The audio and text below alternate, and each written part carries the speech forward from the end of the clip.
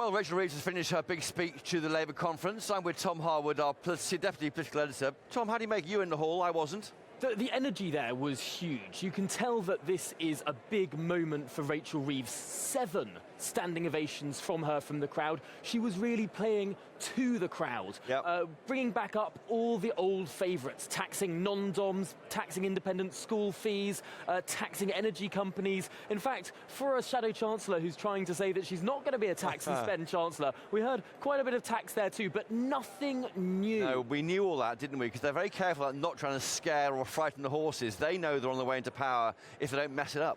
Absolutely, and I think that the big takeaway from this speech was there was nothing new learned. Yes, we learnt a bit more about how revered Rachel Reeves is by the party faithful, but in terms of policy announcements, very thin on the detail, saying we're going to expedite this infrastructure, not precisely saying how, other than the fairly amorphous words of planning reform. Yes, and how to pay for it, nothing on there at all. We think it's borrowing when they can afford to, is what we're told. Well, exactly. We're not hearing anything new from the Chancellor, from the Shadow Chancellor. I'm getting ahead of myself there. Perhaps this time next year, who knows? But it is interesting that on all of these big announcements, it's stuff that we've heard before.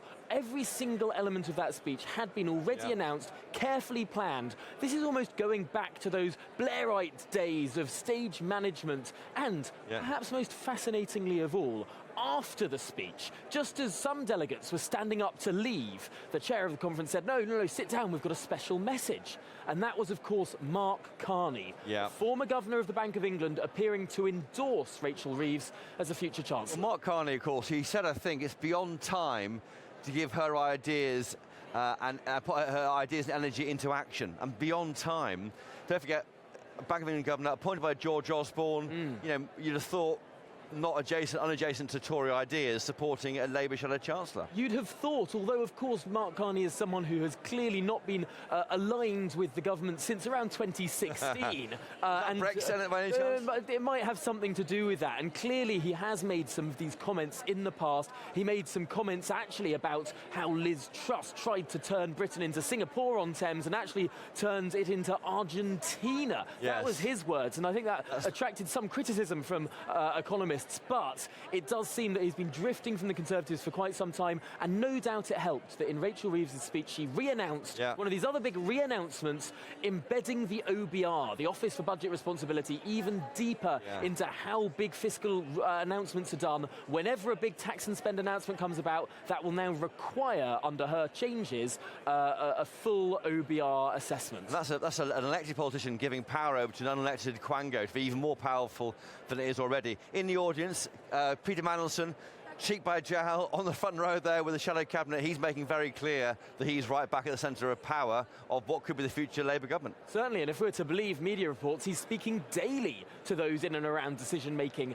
at the heart of the Starmer operation. But we also know some of those individuals who I think will be best placed not to name personally, because they're behind-the-scenes people, but a lot of these behind-the-scenes people come from the Blair years, have worked at the top of government before, under that new Labour government. You can see why, can't they? Because Blair won a 3-term landslide, didn't he, back in 1997? So why not try and sort of work out how that happened, get the same cast back together and do it all again? It goes back to the old Mandelson soundbite. Since 1979, the electoral history of the Labour Party has been lose, lose, lose, lose, Blair, Blair, Blair, lose, lose, lose, lose. I can't think of many.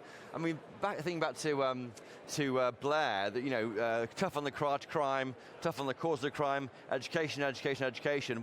I remember those catchphrases, you know, 20 years ago, 30 years ago. What are Starmer's catchphrases? I mean, well, it was fascinating, actually. They really work. In this speech, we heard Rachel Reeves reviving a catchphrase from last year, which is about building a better future.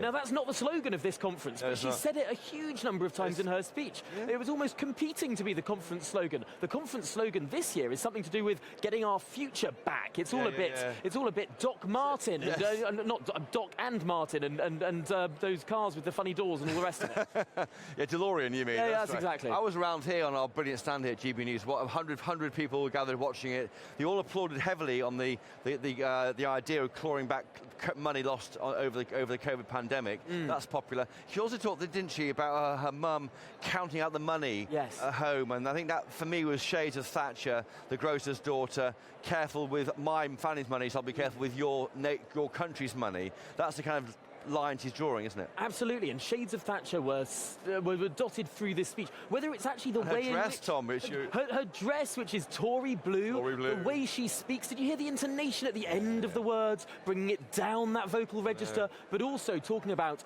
iron fiscal discipline? Why was that metal in specifics This party has to appeal to the middle ground. For me, the cardigans are gone, the suits are back. We wear suits for our work, but around us, everyone's looking smart because they think that the big job's around the corner. I've been coming to Labour conferences now for 5 or 6 years, a bit less time than you have, but I've noticed the big difference between even a couple of years ago and now. More suits, more corporates, more British flags, actually, direction arrows with Union flag adorning up on the stage there, the Union flag. Although, funnily enough, when it was zoomed in, when Rachel Reeves was standing there and you only saw the red, white and then blue, it looked like the flag of the Netherlands she was standing in front of. But no, clearly this is a party that sees itself ready for government. Can't go wrong, can it, Tom? For them? Well, a week's a long time in politics. Maybe we're about to see a war in the Middle East. Who knows? Predicting the future is always a very tricky thing. But what we're seeing is clearly a consistent 20-point lead in the polls, and not just an ethereal lead in the polls. It's borne out in by-elections. We're seeing this poll lead is real, and were there an election tomorrow, it would be a sizable Labour victory. Well, Tom Harwood, thank you. And